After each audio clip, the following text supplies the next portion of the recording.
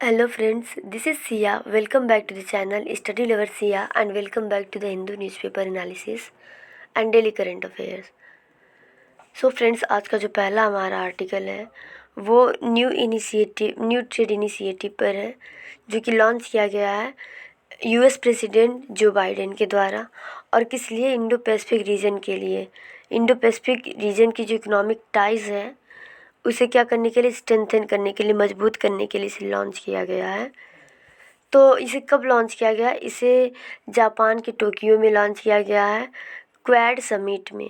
Quad क्या होता है ये हम लोग जानेंगे अभी। और इसमें कितने 4 मेंबर हैं, और क्वाड में 4 कंट्री मेंबर होते हैं। कौन कौन? यूएस, इंडिया, जापान और ऑस्ट्रेलिया होते। तो ये सारे मतलब तीनों जगह के प्राइम मिनिस्टर और यूएस के क्या प्रेसिडेंट इसमें पार्टिसिपेट किए थे। और इसके बाद यानी prime minister Narendra Modi ji, US president Joe Biden और जापानी प्राइम मिनिस्टर फूमियो किशिदा और ऑस्ट्रेलियन प्राइम मिनिस्टर एंथोनी। तो ये 4 थे। और इसके अलावा 10 कंट्रीज जो थी क्या थी, वर्चुअली से पार्टिसिपेट की थी। वर्चुअली यानी इस तरह से ऑफलाइन नहीं, फिजिकली नहीं, बल्कि नेट के माध्यम से इसे पार्टिसिपेट किया है। और इसके क्या है और इसका नाम क्या है ये भी हम लोग जान लेते हैं। इस इनिशिएटिव का नाम है IPEF, यानी इंडो पैसिफिक इकोनॉमिक फ्रेमवर्क। किस लिए? प्रॉस्पेरिटी के लिए है ये। तो इंडो पैसिफिक इकोनॉमिक फ्रेमवर्क है। और इसके 4 मेन पिलर हैं। वो मेन पिलर कौन कौन से हैं? पिलर्स इंक्लूडिंग, इसमें ट्रेड भी सम्मिलित है, और supply chain resiliency, clean energy and decarbonisation and taxes and corruption measures. तो ये 4 पिलर्स इसके हैं। और इसमें कितने मेंबर्स हैं? टोटल 13 कंट्रीज़ मेंबर हैं। तो देख लेते हैं वो कौन कौन से हैं। आसियान को भी हम लोग देखेंगे। आसियान में टोटल मेंबर 10 है, और जिनमें से कितने 7 शामिल किए गए हैं इसमें। तो 7 शामिल किए गए हैं। और इसके साथ क्वाड के जितने भी मेंबर हैं, 4 मेंबर हैं कंट्री मेंबर, तो वो भी इसमें शामिल हैं। इसके साथ साथ न्यूजीलैंड भी है। तो ये सारे क्या हैं? साउथ ईस्ट एशियन आसियान, यानी जिसका मतलब क्या होता है? Association of south east Asian Nations. तो इसके 7 कंट्रीज तो मिला करके पूरे कितने हो रहे हैं? 13। तो यहाँ पे जो है इसे क्यों किया गया है, लॉन्च क्यों किया गया है? बताया गया कि इन जो ग्लोबल जीडीपी है उनमें 40% क्या करता है, ये सब अकेले ही रिप्रेजेंट करते हैं जीडीपी में। तो ये 13 मेंबर कौन कौन से हैं? IPEF के 13 member Japan, south Korea, Bharat, Thailand, Vietnam, Brunei, Philippines, Malaysia, Singapore, Indonesia, Australia, New Zealand and America.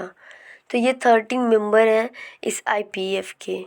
और इंडिया इसके साथ साथ वर्क करेगा IPEF के साथ।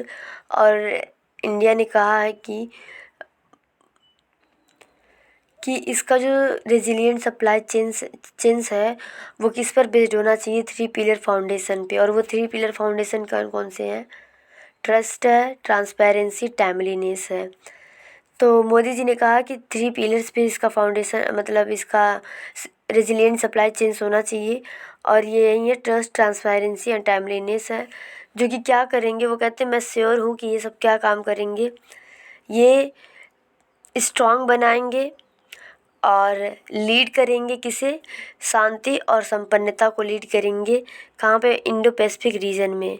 और इसके बाद ऑफिशियल्स, यूएस ऑफिशियल अधिकारियों ने ये क्लियर कर दिया है कि ये जो न्यू ट्रेड है वो फ्री ट्रेड एग्रीमेंट नहीं है, और ना ही कोई देश ये उम्मीद करेगा कि टैरिफ रिड्यूस के लिए उसे डिस्कस की जाएगी और उसे मार्केट एक्सेस में बढ़ावा मिलेगी। मतलब ये ऐसा कोई देश इसे उम्मीद नहीं करेगा। ओके। तो आसियान से जो 3 कंट्रीज निकाले गए हैं वो कौन कौन से हैं? जो चाइना से के करीब हैं, यानी म्यांमार, कंबोडिया और लाओस। ये तीनों चाइना के करीब हैं, इसलिए इसे क्या किया गया? इसमें नहीं रखा गया IPEF में, इंडो पैसिफिक इकोनॉमिक फ्रेमवर्क। और जो इसका मेन पर्पज़ है वो यूएस कॉमर्स सेक्रेटरी ने कहा है कि जो चाइना में बिजनेस इन्वेस्टिंग है वो क्या करना है, चाइना से हटा करके दूसरे देशों में इसे मतलब रिप्लेस कर देना है। तो क्वेड क्या है? क्वेड हमारा इसका पूरा नाम होता है क्वेड्रिलेटरल सिक्योरिटी डायलॉग। ये एक इनफॉर्मल स्ट्रेटजिक डायलॉग है किसके किसके बीच में? इंडिया, यूएस, जापान और ऑस्ट्रेलिया के बीच में। और इसका कॉमन ऑब्जेक्टिव क्या होता है क्वेड का? ये इंश्योर करता है और सपोर्ट करता है इंडो पैसिफिक रीजन के फ्रीडम, ओपननेस और प्रॉस्पेरिटी को। और ये पहली बार जो है किसके द्वारा लाया गया था? ये पहली बार जापान के प्राइम मिनिस्टर शिंजो आबे के द्वारा 2007 में इसकी बातें रखी गई थी, लेकिन ये तब इस्टेब्लिश नहीं हो पाया था क्योंकि ऑस्ट्रेलिया ने क्या कर लिया था, इसे मूव कर लिया था। और ऐसा माना जाता कि ऑस्ट्रेलिया के मूव करने का जो कारण था वो क्या था? चाइनीज़ प्रेशर था। फिर उसके बाद 2012 में शिंजो आबे ने इसी का एक सिमिलर कंसेप्ट लेकर के आया जो क्या था? Asia's democratic security diamond. तो इस कंसेप्ट में ऑस्ट्रेलिया क्या हो गया? इन्वॉल्व हो गया, शामिल हो गया। तो इसमें 4 राष्ट्र जो कि अभी हैं, तो ये ऑस्ट्रेलिया, इंडिया, जापान और यूएस। इसका जो क्या ऑब्जेक्टिव था? इसका ऑब्जेक्टिव था मैरी टाइम सिक्योरिटी को स्ट्रेंथन करना, इंडियन ओशियन और वेस्टर्न पैसिफिक, मतलब कहाँ से कहाँ तक? इंडियन ओशियन से लेकर के वेस्टर्न पैसिफिक तक इसके मैरीटाइम सिक्योरिटी को मजबूत करना था। और इसके बाद इसी का नाम, ये जो डेमोक्रेटिक सिक्योरिटी डायमंड था एशिया का, इसी को क्या किया गया? 2017 में चारों राष्ट्र ने एक साथ आकर के क्या कर दिया? इसे क्वेड का एक शेप दे दिया, एक नाम दे दिया। फिर इस क्वेड यानी इस कोलिशन का जो ऑब्जेक्टिव था क्या था? एक नई स्ट्रेटजी डेवलप करना था। किस लिए? जो इंडो पैसिफिक मतलब रूट्स हैं, उसकी जो क्रिटिकल सी रूट्स हैं ना, उसमें किसी का इन्फ्लुएंस न हो पाए, उसके लिए एक नई स्ट्रेटजी डेवलप की गई थी। खास करके जो इंडो पैसिफिक रीजन है उस पे जो सी रूट्स हैं उस पे किसका इन्फ्लुएंस रहता है? चाइना का। तो चाइना का इन्फ्लुएंस रोकने के लिए इसे 2017 में क्वेड का शेप दिया गया। और इसका जो मतलब ऑब्जेक्टिव था वो क्या था? एक नई स्ट्रेटजी डेवलप करना इन्फ्लुएंस को रोकने के लिए। फिर 2020 में एक ट्राइलेटरल क्या होता है? एक्सरसाइज होता है जिसका नाम क्या रहता है? नवल एक्सरसाइज, मिलिट्री एक्सरसाइज होता है। और कहाँ पे होता है? इंडिया के मालाबार तट पे, कोस्टल एरिया पे। तो ये ट्राइलेटरल किसके किसके बीच में होता है? यूएस, जापान और इंडिया के बीच में होता है। ट्राइलेटरल इन 3 देशों के बीच में 2020 में होता है। और फिर इसके बाद ये ऐसा पहली बार क्वेड के हिस्ट्री में होता है कि 3 देश मिल करके क्या कर रहे हैं? मिलिट्री एक्सरसाइज कर रहे हैं। और किसे शामिल करने के लिए? ऑस्ट्रेलिया को शामिल करने के लिए। तो फिर ये पहली बार होता है कि एक दशक में 4 कंट्रीज़ क्या कर रहे हैं? एक साथ मिलिट्री एक्सरसाइज करते हैं, यानी ऑस्ट्रेलिया भी क्या हो जाता है? मिल जाता है।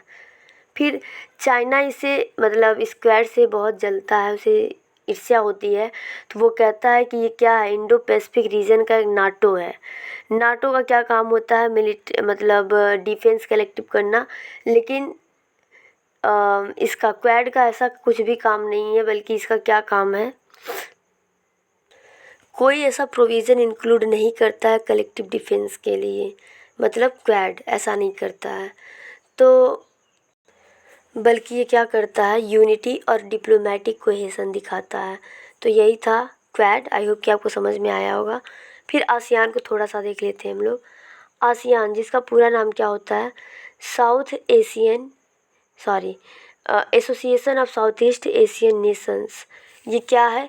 एक पॉलिटिकल और इकोनॉमिक यूनियन है 10 मेंबर स्टेट्स का, जो कि साउथ ईस्ट ऑफ एशिया यानी एशिया के साउथ ईस्ट में है। और ये क्या करता है? प्रमोट करता है इंटर गवर्नमेंटल कोऑपरेशन को, facilitates economic, political, security, military, educational and socio cultural integration between 10 countries, यानी जो भी इसके मेंबर हैं उनके बीच में ये सारी चीज़ों को वो क्या करता है, प्रमोट करता है। कौन? आसियान करता है। ओके।